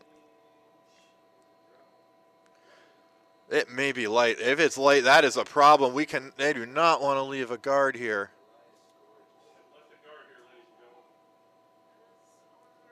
That is a guard. Whoa! Dead jammed it on sheet C. Sorry, we're getting distracted between the 2. So, here is the situation. Nate Holm with a draw to win the game to get 3 in 8 and put this away. If he does not make the draw, as long as he doesn't affect anything. Yeah, as long as he doesn't affect anything, if he doesn't make the draw, we are going to an extra end. But he has the draw for 3. I think my preference, because of that guard on the outside, is you draw to the other side of the 4-foot. Just make the draw. I'm afraid of this draw because of the guard. I'm not afraid of it, but it might not, there might be some problems making the draw this way, but you can absolutely make the draw this way.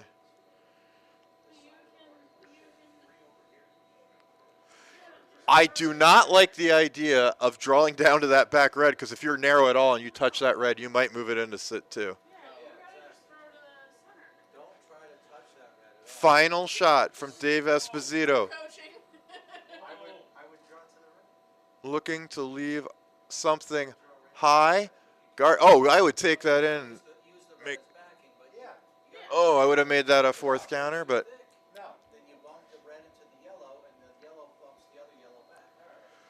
Yellow sitting 3. We've got. I guess if you're super heavy, it doesn't. No, if you're just a little heavy. The room is 3 inches into the white. They're really looking at that. Just make contact with the red. You can also play it that way. I think then you overcurl, you potentially lose the game. I think you just naked draw to the other side of the forefoot where nothing can go wrong and just hit the forefoot. You're here in the quarterfinals of the Nutmeg Competitive League. Make the draw to win the game. Oh, I'm not playing for overtime. I'm playing to make the draw and win the game. For the win, but if you don't make it, you're in overtime, and there's no way you can lose, right? Yeah, and I don't think those shots are much easier on the other side, but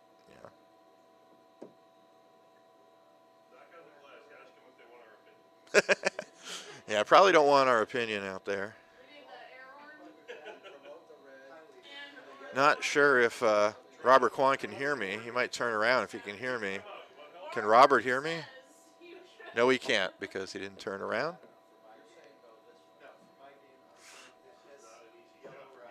Not an easy shot, but he definitely has it. We've got 2 huge final rocks coming up here.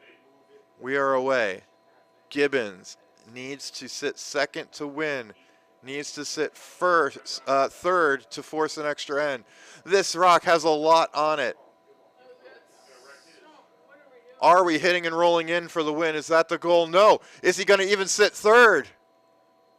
Yes.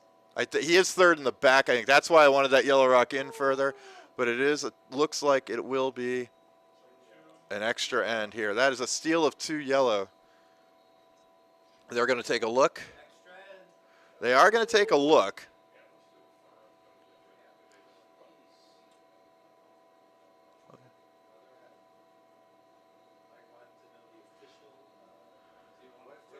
They're calling. I think they can measure. If someone else, if they want someone.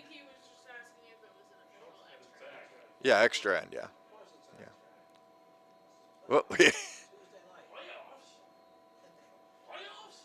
and yeah, we have an official extra end. 7-7 after 8 ends on B. Meanwhile, Nate is going to try his draw, coming from left to right, right to left on your screen, left to right.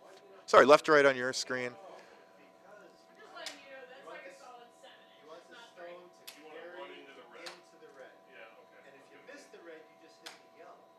And you hit the yellow a little hard.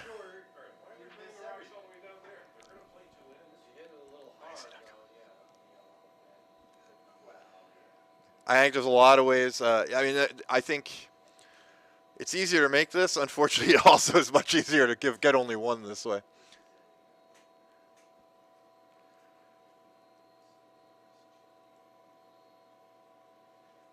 So we'll see what we get here. Nate Holm for the win on sheet C.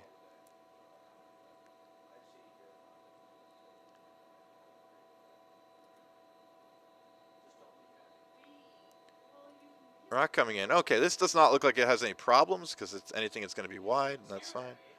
Got to go, though. Got to go. Got to go. Oh, no. Got to go. Well, he's going to push it hard enough, I think. I think he pushed it just hard enough to get. Oh, this is very close.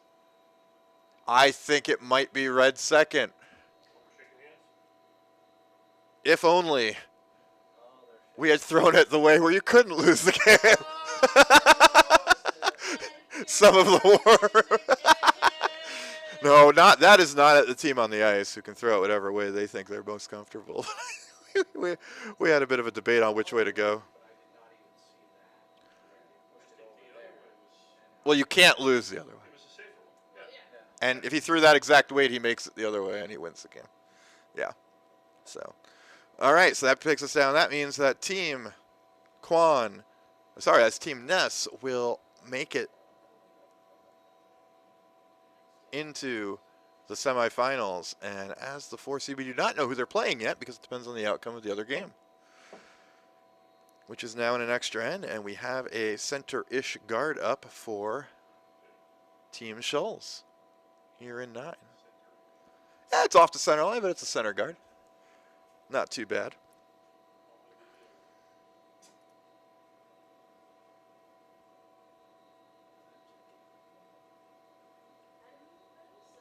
And I'll be right back for the final second half of the final end here, the extra end. Enjoy for now.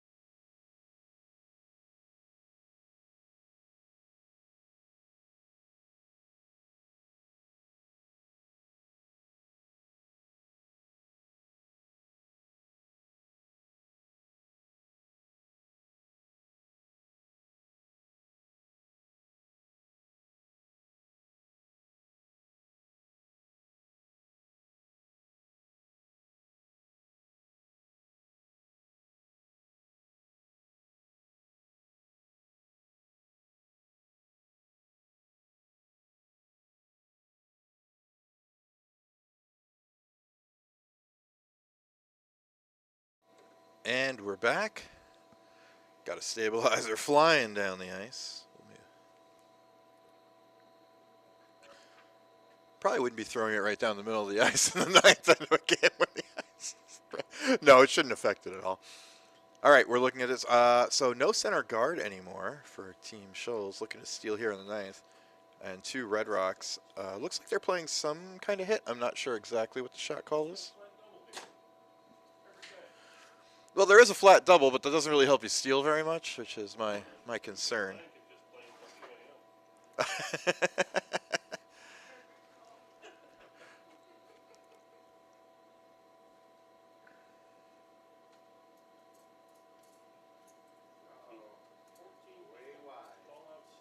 Well, we have no idea. So.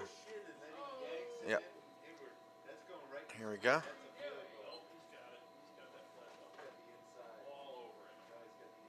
Now it's right through the middle, I think. Yeah. They didn't sweep. Yeah, there was no call to sweep, unfortunately. And yeah, so.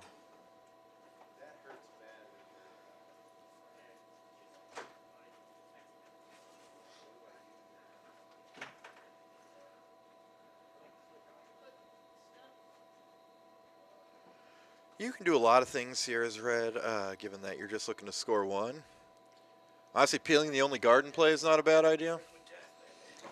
Gives you nothing to worry about. Throwing down to them is not bad. You don't want to leave a guard. You don't want to like throw a guard on your rock, because then we've seen them get in trouble that way earlier in the game. Yeah, guard is not helpful for you here. But in fact, this looks a little light, but I don't think it's so light. I think it's there. I think they're not leaving a guard. That's okay though. They don't need to guard. This is just gonna little tap. You don't want to tap behind the tee line is all. In fact, that's pretty good.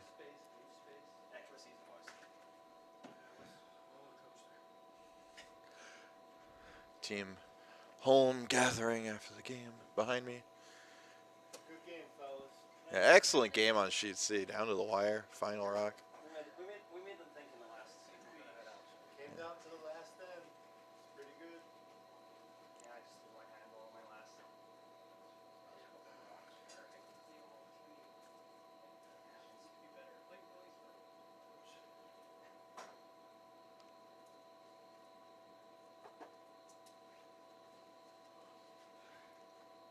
Any packets?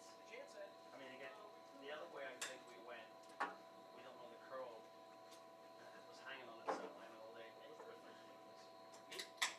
And then what? Can you hear me, Jay? Yes, please. Rock coming in, not throwing a ton of weight, which I do like. Just coming down in here. Looking to tap that red a little bit, I think. Or hit and roll, maybe. Get a little roll. Not that you're... Okay. That is a useful rock. That pushes that red to somewhere where you can sit on it.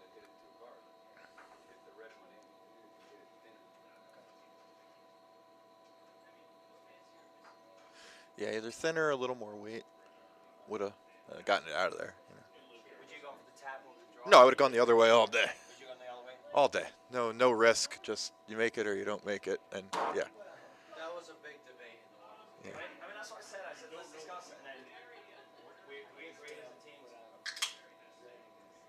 There were people that said go that way that you went, and there were some no, you went the other way. All right, we're throwing a hit here. Mike Hope coming in here. Jake and Robert says they would have gone the right. Interesting. Okay. I was originally with Ed, go the other way, and then Larry talked to me, and I was like, yeah, okay, I can see that now, you know, but I didn't see it, but then after watching, it was like, okay, that's right. I had to go for the win. Yeah, you can go for the win by drawing to the other side of the 4 foot, though.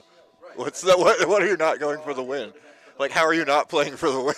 Go wrong for the loss, Yeah. right? So we would have gone. And I don't think it's any easier going. I mean, maybe on the line, not on the shot ability making, but I think like because your weight has to be very close this way too. Yeah. Yeah. Going the other way, you had to be perfect on your weight. Well, so I think you have to be very close to perfect this way too. You can't be heavy and knock the second yellow out. You can't be heavy and yeah. Yeah. A lot of reds, but it's you're only playing for one anyway. So if they can draw down there. Last bourbons there. Out of the shorties.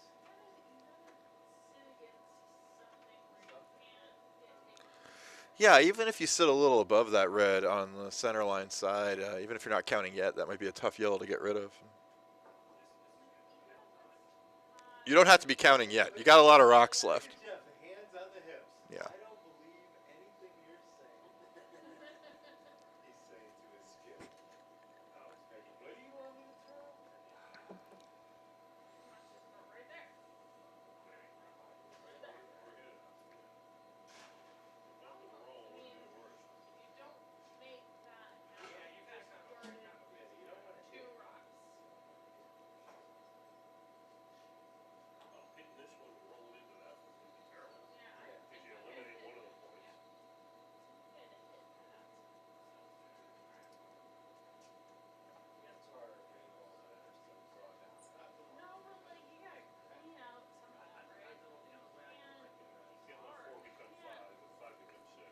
Doesn't matter. Only one. Only one bet. I don't think so. Whoever's closest to the button wins. Yeah. You don't have to worry about. You don't have to worry about five. Rock coming in. They do want to have this at least sitting second. Okay, that is a rock in play that has to be dealt with. Just a bunch of dirty glasses.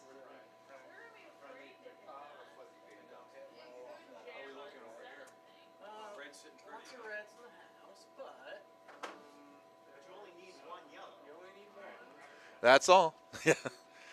So One to that's win. tap. They put one in play. That's tappable. Tap that. You can hit roll on it. Or you can hit roll on it. Yeah, there's that double, the hit and roll double there, or the hit and roll sit on the inside of that red, either way. I was on close last night. I run the dishwasher. Ah. I was on a Zola recording where I was on. Oh, those Monday night jerks, not running the dishwasher. That was me. At least he takes There were only 6 glasses in the top shelf, so I didn't know. See them thinking down here. I'm not sure if they had Put the big glasses in the top racks. Put them in the bottom shelf because there's no dishes going in the dishwasher. Small glasses. So That's true. Other than, oh, sorry, we're having dishwasher discussions here in the morning.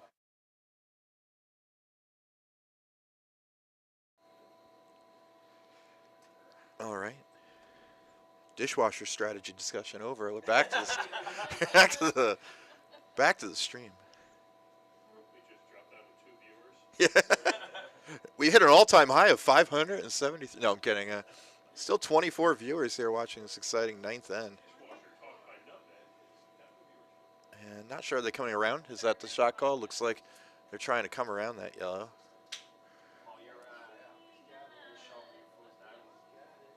Oh, those two back-to-back freezes were gorgeous. Like,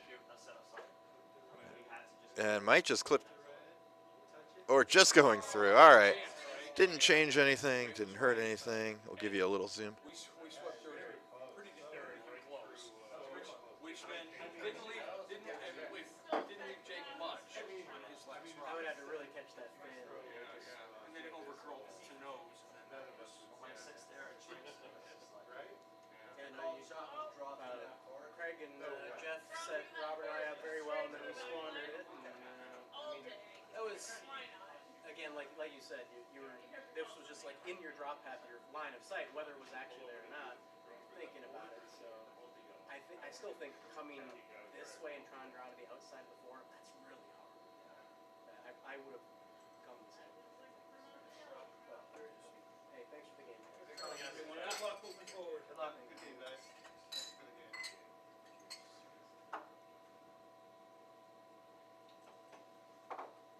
Alright, so is this the tap? I believe they're playing the tap now. They could also be playing, I'm not sure what they're calling here. Could be the tap, could be a hit and roll off that yellow, leave a second yellow in there, make it a little harder for them to deal with everything. Give yourself some options.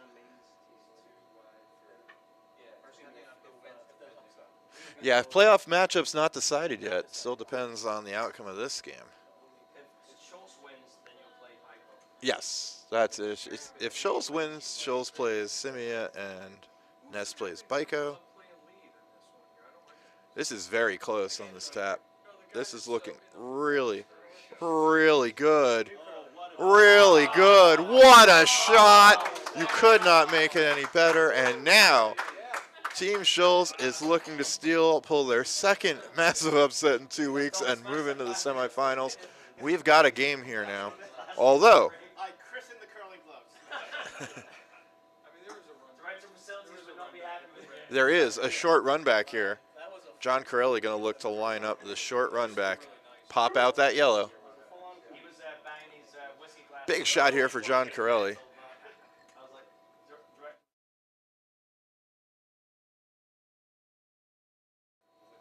That was a beautiful Kubi there. I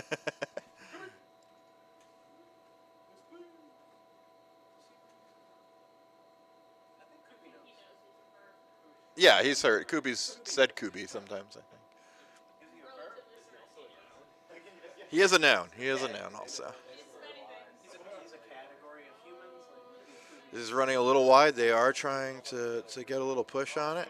Coming close. I think it's close. Will they remove the yellows? Yes, they did. Very nice. Okay. Very nice. That is also a Kubi. Warm room decrees. 2 back-to-back Kubis. Can we get a third Kubi?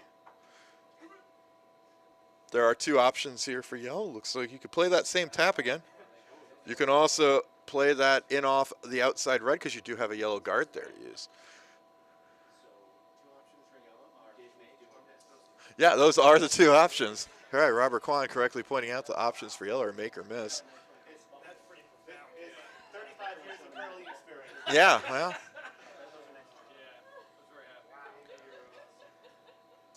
going to watch college hockey in Providence on Friday. QU? QU is playing against Wisconsin, and then Michigan Tech is taking on BC, who's the number 1 overall seed. BC this year is insane. it's like we're playing the tap again. Again, we've got it close. We are trying to hold the line. This could be over curling just a bit. No, Mike, get out of there, Mike. And San Diego. Actually, this looks really close again. Well, I see it. Yep, they got it. Oh, they are sitting second. But So we actually opened our season against BC, and they're a very young team, but they're crazy talented. And our best player got hurt. yeah, red sitting 1, and that's the only thing that matters. Yellow second shot. You can play with yellow, so like they're young guys. Might as well now have a change, lot be more ready to go. experience, and they are on fire. And they got the entire top line from the National Team Development Program. Like all 3 of them joined BC together, and they're all like scoring 50 points in 35 games. That's not even a ton of goals for he's a A sophomore. tied measurement would be a black. Really, There you go. really good. Oh no! You can black in this situation. That is correct. Yes, you can blank if there's a tide measure. I want to see that. Robert, bringing the truth over here. Well, He's Team Chaos. I have seen that. Never in an extra end. All right, so a tied Going in measurement here. for a shot would be a black. Oh, yeah, fantastic. John Gibbons wants to just get rid of that yellow rock, set up a wall of red there, make it tough, make yellow have to make a excellent shot to sit 1.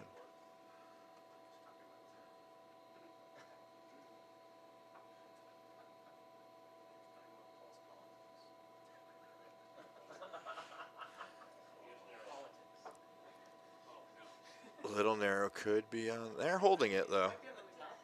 If it touches the top, no. I think he's by with some room to spare. Very nice.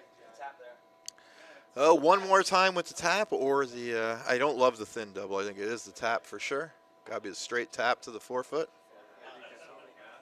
Yeah. If you ever tap that yellow, I put the caption sadly. The only time you mark is red. Straight tap.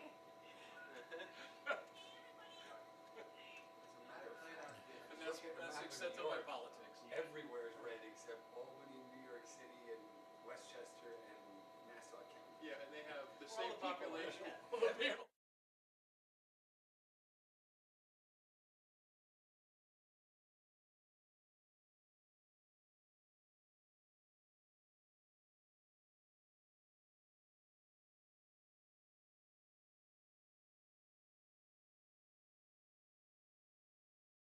That's why when they say there's red states and blue states, that's not really true. There's really I mean, you Red can't cities. corner blue freeze this time. You cities got to be and red setting shots. suburbs in the country. I think we're gonna draw to the one on the forefoot and try and roll under cover. I think this is the tap. I think they're still playing the tap here. They could try the little thin in off, but I think they're playing the tap. Yep. Same tap. For the tap. But they can run if it gets it close to. Oh, maybe this. They can play this too. They should keep an eye. They should keep an eye on it. It's staying wide. Yeah, they should keep an eye on it. A little too wide. Yeah, this is not going to be anything, unfortunately. Red's going to sit 2, and that'll be the game. Great effort. Maybe 3 red in the end. Great effort there by Team Schultz. Took him down to skip rocks in the extra end. But ultimately, it's Team All right, Larry. Maine that holds on for the win. Team Maine will move on to play Team Bykowski in one semifinal, and it'll be Team Ness against Team Simia in the other. We'll be back 7 o'clock next week on Tuesday night for the semifinals, with the finals quick to follow after. We'll probably have some commentary from, I would guess, Mike DiPolo, maybe some others on championship night next week. So tune in then. Amy Schneider just said she may be on the mic. So for those out there who want to keep watching, be sure to come by and listen in. Love to have you. Until next time, have a good night. This was our quarterfinals for the playoffs. Back next week for the semis and the finals. Thankfully,